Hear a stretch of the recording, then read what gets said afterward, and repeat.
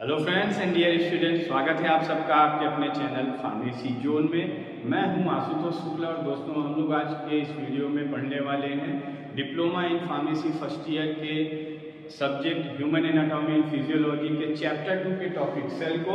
और ये जो टॉपिक है सेल आपका, ये डिप्लोमा इन फर्स्ट ईयर के स्टूडेंट के साथ साथ bachelor in pharmacy first year के स्टूडेंट के लिए भी इम्पॉर्टेंट है। उनके भी subject human anatomy and physiology में ये टॉपिक है, तो बी फॉर्म और डी फॉर्म दोनों ही स्टूडेंट के लिए ये काफ़ी इम्पॉर्टेंट सब्जेक्ट है। तो आज के इस टॉपिक में हम लोग जो बात करेंगे वो सेल के इंट्रोडक्शन के बारे में, सेल की हिस्ट्री के बारे में और साथ साथ सेल थियरी के बारे में आज के इस लेक्चर में हम लोग डिस्कस करेंगे। तो आइए शुरू करते हैं आज का अपना टॉपिक। और शुरू करने से पहले अगर अभी तक आपने चैनल को सब्सक्राइब नहीं किया है तो जल्द से जल्द चैनल को सब्सक्राइब कर लें ताकि आपके पास topic wise video lectures and free PDF notes पहुंचते रहें। तो आइए शुरू करते हैं दोस्तों। ये जो हमारा टॉपिक है आज का सेल के बारे में लगभग आप सभी लोग जानते होंगे, सबने कभी न कभी सेल का नाम सुना होगा, बट आज हम लोग इसको थोड़ी डिटेल स्टडी इसके बारे में करेंगे। तो जब कभी भी हम अपने आसपास चारों तरफ जब हम नज़र दौड़ाते हैं तो हमें दो तरीके की चीज़ें देखने की मिलती हैं। कुछ भी हम किसी भी जो भी आप देख सकते हैं उनको हम अगर एक ब्रॉड कैटेगरी में डिवाइड करें तो हम उनको दो कैटेगरी में डिवाइड कर सकते हैं।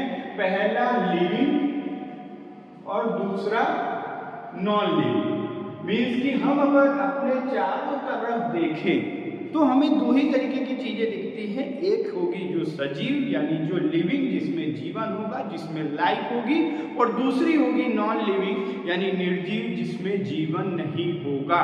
तो कौन सी ऐसी चीज है, कौन सा ऐसा सब्सटेंस है, कौन सा ऐसा कंपाउंड है जो कि किसी भी चीज को लिविंग बना देता है और किसी को नॉन लिविंग?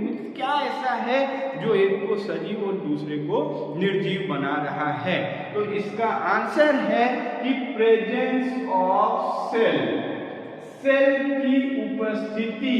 अगर जो हमारी ये जो आज का हमारा टॉपिक है जो सेल है, सेल की उपस्थिति ही किसी भी चीज को लिविंग, अगर किसी भी ऑर्गेनिज्म में सेल प्रेजेंट है तो वो लिविंग ऑर्गेनिज्म कहा जाएगा, और अगर उसमें सेल प्रेजेंट नहीं है तो that thing will called as non living thing.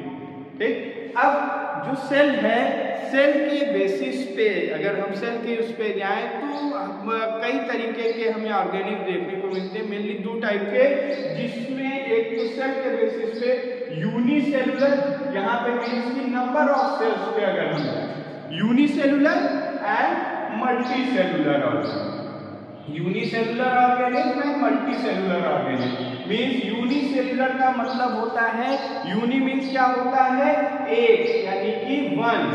तो यानी कि जहां जिसे हम यूनिसेलुलर को हिंदी में कहते हैं एक कोशिकीय जीव, मीन्स कि जिसमें केवल एक ही सेल है।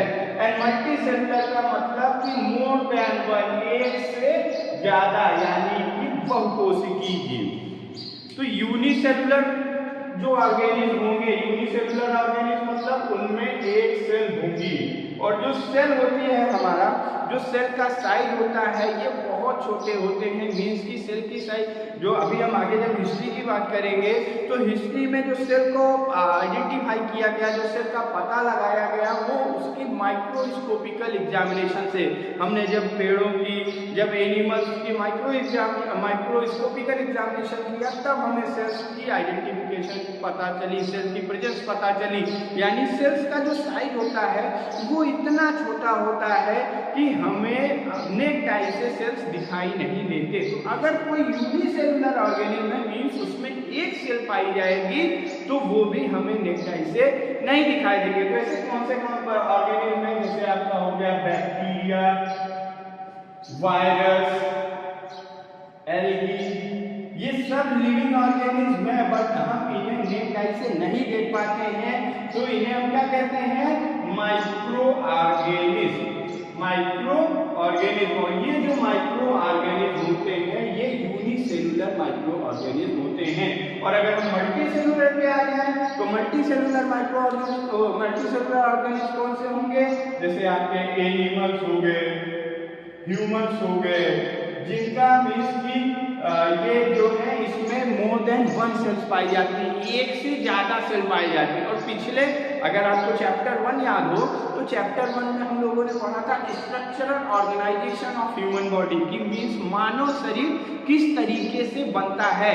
तो वहां पे हम लोगों ने क्या पढ़ा था कि सबसे पहले होते हैं, सबसे पहले आता है एटम, मॉलिक्यूल, एटम से मॉलिक्यूल, मॉलिक्यूल से बनता है कंपाउंड, फिर ये कंपाउंड जो फर्दर बनाते हैं सेल्स का फॉर्मेशन करते हैं। और जब एक more than 1 cells means group of cells जब एक साथ आ जाते हैं तो वो टिश्यू का फॉर्मेशन करते हैं। तो यानी यहाँ पे बहुकोशिकीय मल्टी सेलुलर ऑर्गेनिज्म में बहुत मोर देन 1 सेल्स हैं, तो अगर मोर देन 1 सेल्स एक साथ आएंगे वो टिश्यू का फॉर्मेशन करेंगे। फिर मोर देन 1 टिश्यूज यानी ग्रुप ऑफ टिश्यूज जो होगा वो क्या ऑर्गन का फॉर्मेशन करेगा, फिर ऑर्गन सिस्टम से मिलके ह्यूमन बॉडी। तो जो मल्टी सेलुलर ऑर्गेनिज्म है जिसमें एक से ज्यादा सेल्स है उनका स्ट्रक्चर हमें नेकटाई से दिखाई देता है, वो मैक्रोस्कोपिक होते हैं और यूनिसेलुलर ऑर्गेनिज्म माइक्रोस्कोपिक होते हैं। यानी कि यहाँ पे हमने देखा कि जो एक सेल वाला जो जिसमें एक ही केवल सेल पाई जा रही है वो ऑर्गेनिज्म को क्या कहते हैं, माइक्रो ऑर्गेनिज्म। उनके एग्जाम्पल हो गए बैक्टीरिया, वायरस, एल्गी।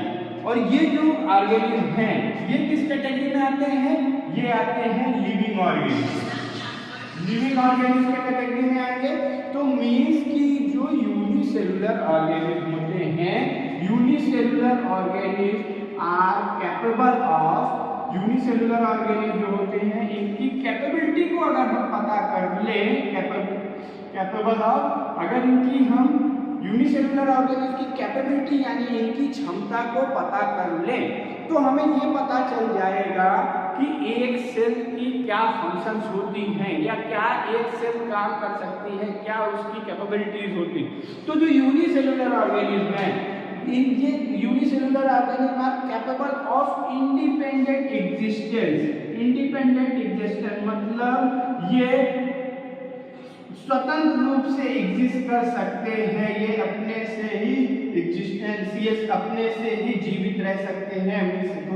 और इंडिपेंडेंट यानी खुद पे ही खुद किसी पे इनको खुद जीवित रहने के लिए किसी पे निर्भर होने की आवश्यकता नहीं है। Independent existence, they are capable of independent existence and they can perform, ये जो जीवन के लिए they can perform essential function of life, जीवन जीने के लिए जो जरूरी काम है, जो आवश्यक काम है, जैसे कि सबसे मान लीजिए जो जीवन जीने के लिए जो सबसे जरूरी काम है वो क्या है, फूड इंटेक। अगर हम फूड इंटेक नहीं करेंगे तो हमें एनर्जी नहीं मिलेगी, अगर हमें एनर्जी नहीं मिलेगी तो हम सर्वाइव नहीं कर पाएंगे। तो ये जो बैक्टीरिया, वायरस, एल्गी, फंगस, ये सब माइक्रो ऑर्गेनिज्म होते हैं, ये भी न्यूट्रिएंट को अपने ले लेते हैं और वो खुद को ग्रो कर पाते हैं। तो यानी unicellular organism are capable of independent existence और इसेंशियल फंक्शन ऑफ लाइफ को भी ये परफॉर्म कर लेते हैं।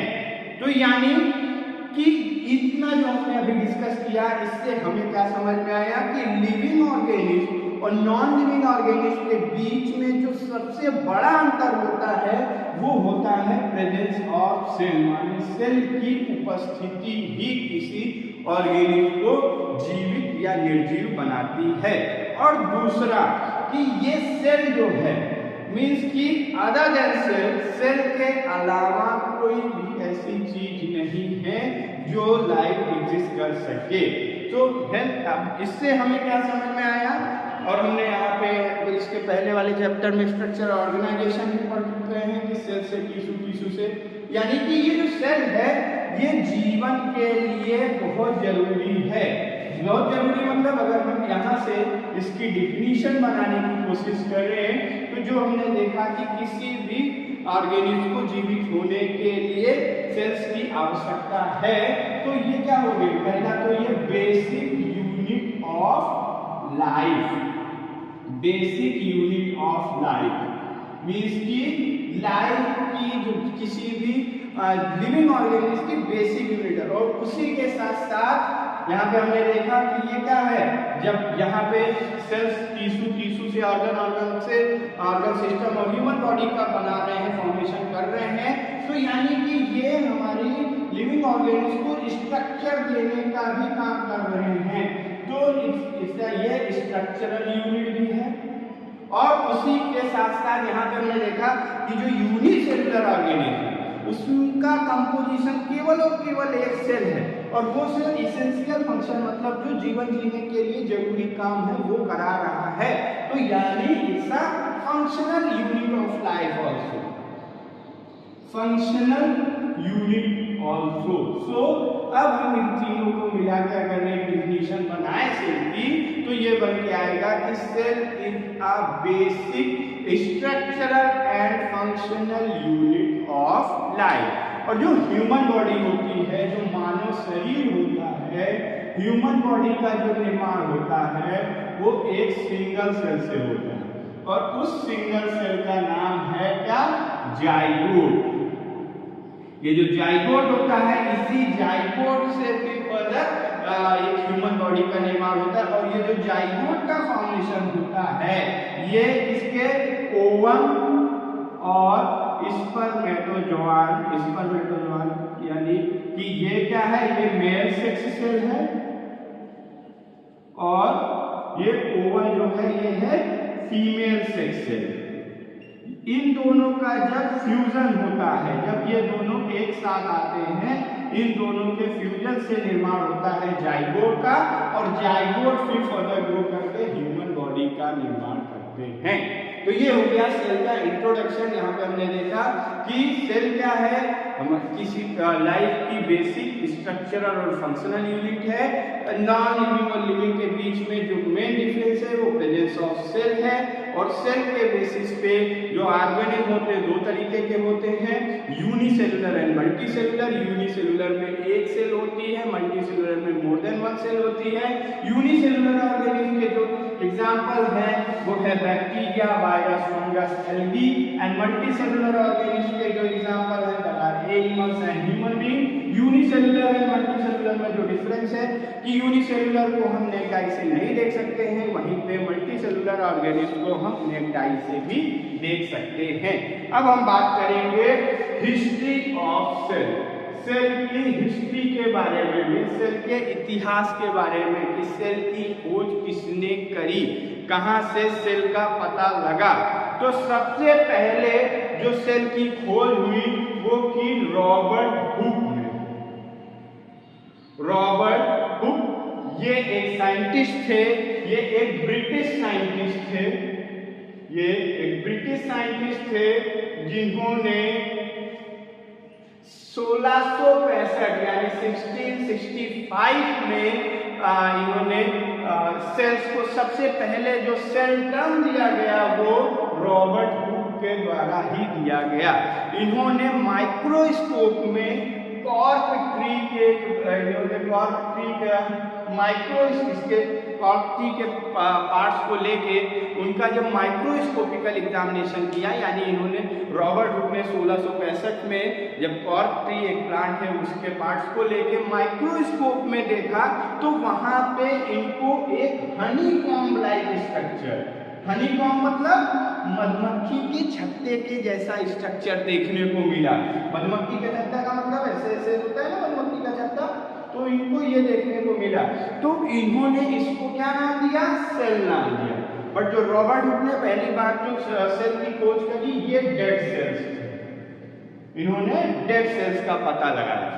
सो सेल की हिस्ट्री में सबसे पहले सेल को किसने खोजा, रॉबर्ट हुक ने। कब, 1665 में। ये कौन थे, ये एक ब्रिटिश साइंटिस्ट थे जिन्होंने किस पे खोज की, कॉर्क ट्री को माइक्रोस्कोप में देखा, वहां पे इनको ऐसे हनीकॉम्ब मधुमक्खी के छत्ते के जैसे छोटे छोटे स्ट्रक्चर्स दिखाई दिए, तो इन्होंने इसको क्या टर्म दिया, सेल टर्म दिया। यानी इन्होंने कहा कि जो प्लांट्स होते हैं ये इन्हीं छोटे इन्होंने प्लांट के विभिन्न अलग अलग प्लांट पार्ट्स के, प्रॉपर्टी के अलग अलग पार्ट्स की स्टडी करी, हर पार्ट में इनको ये छोटे छोटे स्ट्रक्चर्स दिखाई दिए। तो इन्होंने क्या कहा कि ये जो प्लांट है ये इसी छोटे चीज से मिलकर बना हुआ है और इसको एक नाम दिया इन्होंने जिसका नाम हुआ क्या, सेल। तो सबसे पहले जो सेल नाम दिया गया वो किसके द्वारा दिया गया, वो दिया गया रॉबर्ट हुक के द्वारा। देन इनके बाद आए, रॉबर्ट हुक के बाद आए Anton von Leeuwenhoek. Anton von Leeuwenhoek ने क्या किया, इन्होंने फर्दर जो इसकी स्टडीज थी इसको सबसे पहले सेल्स को इन्होंने उससे जो रॉबर्ट ब्राउन ने जिन माइक्रोस्कोप का इन्वेंशन किया था, इन्होंने वो फर्दर जो उससे एक माइक्रोस्कोप लेंसेस का डिस्कवरी किया, जो उस समय पे जो माइक्रोस्कोप पाए जाते थे उससे बेहतर, मीन्स उनके लेंसेस की क्षमता उन माइक्रोस्कोप के लेंसेस की क्षमता से ज़्यादा थी। तो इन्होंने क्या किया, सबसे पहले लाइव सेल की डिस्कवरी की। रॉबर्ट ब्राउन ने क्या किया था, रॉबर्ट ब्राउन ने कॉर्क ट्री में डेड सेल की डिस्कवरी करी थी। उसके बाद एंटोन वॉन ल्यूवेनहुक ने लाइव सेल की डिस्कवरी की, यानी कि इन्होंने ह्यूमन सेल्स और बैक्टीरियल सेल्स की डिस्कवरी करी, ह्यूमन सेल्स और बैक्टीरिया सेल की डिस्कवरी करी। दूसरे यानी हिस्ट्री में सबसे पहले आ गए रॉबर्ट हुक, दूसरे आ गए एंटोन वॉन ल्यूवेनहुक, तीसरे जो आए, जो थर्ड जो इसमें सेल की डिस्कवरी में जो थर्ड फेज डेवलपमेंट का आया वो आए आपके रॉबर्ट ब्राउन। कौन आया, रॉबर्ट ब्राउन। और रॉबर्ट ब्राउन ने क्या डिस्कवर किया, रॉबर्ट ब्राउन ने न्यूक्लियस को डिस्कवर किया। इन्होंने बताया, रॉबर्ट हुक और एंटोन वॉन ल्यूवेनहुक ने ये पता करा, ये बताया कि पेड़ों में, इंसानों में और बैक्टीरिया में एक स्ट्रक्चर पाया जाता है जो उनके शरीर का निर्माण करता है, उसे कहते हैं सेल। फिर उसके बाद आए रॉबर्ट ब्राउन। रॉबर्ट ब्राउन ने सेल की फर्दर स्टडीज करी और फिर इन्होंने बताया कि इसको क्या कहा जाता है, इस सेल के अंदर एक और स्ट्रक्चर पाया जाता है जिसे हम कहते हैं न्यूक्लियस। तो ये हो गया सेल की हिस्ट्री। अब हम आते हैं सेल थियरी के बारे में। सेल थियरी का मतलब क्या है कि ये सेल्स में क्या होता है, ये सेल्स कैसे काम करती हैं, सेल्स के बारे में जो एक थियरी दी गई। तो जो सेल थियरी दी गई वो सबसे पहले सेल थियरी दी मैथियास स्लीडन ने। मैथियास आप सबने सुनी होगी, स्लीडन एंड स्वान। तो मैथियास स्लीडन ने 1838 में 1838 में सबसे पहली सेल थियरी दी। ये कौन से, ये एक जर्मन बॉटनिस्ट, मैथियास स्लीडन हुआ था जर्मन बॉटनिस्ट, और इन्होंने 1838 में, अब चूंकि ये बॉटनिस्ट थे तो बॉटनी में हम किसके बारे में पढ़ाई करते हैं, पेड़ पौधों के बारे में पढ़ाई करते हैं। तो इन्होंने विभिन्न प्रकार के पेड़ों पे, विभिन्न प्रकार के प्लांट्स पे स्टडी करी, और प्लांट में स्टडी करने के बाद ये इस निष्कर्ष पे पहुंचे कि पेड़ पौधों में एक स्ट्रक्चर पाया जाता है जिसे हम कहते हैं सेल। और यही सेल, इन्होंने थोड़ा और एक कदम ये आगे बढ़े। इन लोगों ने क्या किया था, रॉबर्ट हुक ने क्या किया था, एक केवल कॉर्क ट्री को स्टडी करी थी, बट मैथियास स्लीडन ने क्या किया, इन्होंने विभिन्न प्रकार के पेड़ पौधों पे स्टडी करी और ये इस निष्कर्ष पे पहुंचे कि इसमें सभी प्रकार के पेड़ पौधों में एक जैसा स्ट्रक्चर पाया जाता है जिसे हम सेल कहते हैं। और इन्होंने देखा कि यही एक से ज्यादा सेल्स एक साथ मिलकर क्या बनाते हैं, टिश्यू का फॉर्मेशन करते हैं। तो ये थी मैथियास स्लीडन, जो कि जर्मन बॉटनिस्ट थे। 1838 में इन्होंने एक थ्योरी दी जिसे हम जो कि इन्होंने विभिन्न प्रकार के प्लांट्स पे स्टडी करी, और प्लांट पे स्टडी करने के बाद ये पहुंचे कि सभी प्रकार के पेड़ पौधों में एक स्ट्रक्चर पाया जाता है जिसे हम सेल कहते हैं, और वो सेल मिलके आगे टिश्यू का निर्माण करते हैं। फिर जो इसमें आया थोड़ा और ऑपरेशन, दूसरे साइंटिस्ट आए जिनका नाम था थियोडोर स्वान। इनका नाम था थियोडोर स्वान। ये आए 1839 में, और ये क्या थे, ये एक थे ब्रिटिश जूलॉजिस्ट थे। तो इन्होंने फर्दर जो स्टडी करी, ब्रिटिश जूलॉजिस्ट यानी वो बॉटनिस्ट थे तो उन्होंने पेड़ पौधों पे स्टडी करी, ये जूलॉजिस्ट थे तो इन्होंने एनिमल्स पे स्टडी करी और इन्होंने ये बताया कि एनिमल्स में भी जो सेल्स पाई जाती हैं, एनिमल्स में भी एक सूक्ष्म स्ट्रक्चर पाया जाता है जिसे कि सेल कहा जाता है। बट इन्होंने एक और चीज ऐड ऑन करी कि ये जो सूक्ष्म स्ट्रक्चर है सेल, ये तो पाया ही जा रहा है एनिमल्स में भी, बट इसके चारों तरफ एक थिन आउटर लेयर भी पाई जा रही है। इन्होंने अपनी थियरी में एक और चीज ऐड करी कि इस सेल की चारों तरफ एक थिन आउटर लेयर भी पाई जाती है जिसे हम कहते हैं प्लाज्मा मेम्ब्रेन। ये थियोडोरस स्वान 1839 में इन्होंने थियरी दी कि एनिमल्स में सेल्स पाई जाती हैं बट सेल के चारों तरफ एक थिन आउटर लेयर पाया जाता है, इसे हम कहते हैं प्लाज्मा मेम्ब्रेन। फिर फर्दर दोनों थियोरी ये स्वान और स्लीडन यानी स्लीडन और स्वान की एक कंबाइंड थियरी आई जिसमें उन्होंने कहा कि एनिमल्स और प्लांट्स में दोनों में ही सेल की उपस्थिति होती है, सेल पाई जाती है और उनके सेल के चारों तरफ एक थिन आउटर लेयर पाई जाती है जिसे कि हम प्लाज्मा मेम्ब्रेन कहते हैं। बट इन दोनों ने ये नहीं बताया कि ये सेल आती कहाँ से है। ये हमने देखा यूनिसेलुलर में एक सेल थी, मल्टीसेलुलर में कई सारी सेल थी, तो ये सेल आती कहाँ से हैं। तो उसके लिए आए जो लास्ट साइंटिस्ट आए वो आए रुडोल्फ वर्चाव।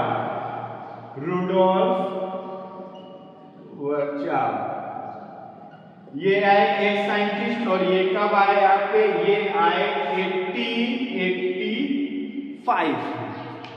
रुडोल्फ वर्चाव 1885 में आए और इन्होंने फर्दर स्टडीज की और उसको एक्सप्लेन किया और एक्सप्लेन करके इन्होंने बताया कि जो सेल्स होती है हर सेल एक प्री एग्जिस्टिंग सेल से ही सेल्स का फॉर्मेशन होता है।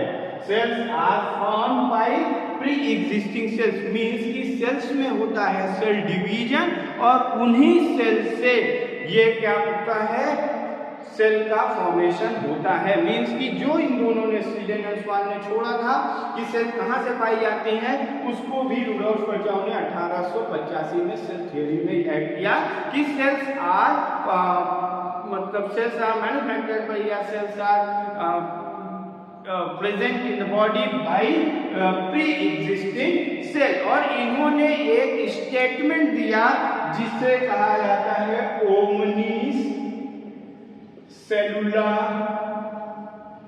ई सेलुला।